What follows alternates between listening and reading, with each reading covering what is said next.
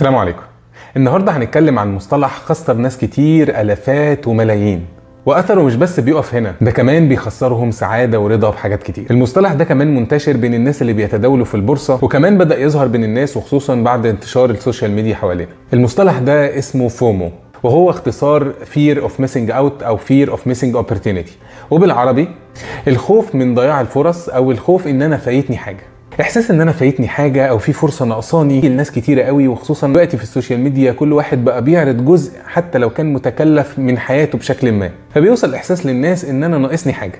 ده طبعا بيأثر على سعاده الانسان وبيسبب له تعاسه، ويا ريت ان الاثر كان بيقف هنا بس. الاثر بيخلي الواحد بيضيع وقته، بيضيع مجهوده، بيضيع تركيزه في حاجات كتير، وخصوصا ان هو بيقعد يجري ورا اي حاجه ترندي او اي حاجه بتلمع وخلاص، محاوله منه ان هو يعوض احساس النقص اللي بيظهر او يلحق الحاجه اللي هو فاكر انها فاتته. زي ما قلنا في البورصه كمان ناس كتير بتخسر بسبب الموضوع ده.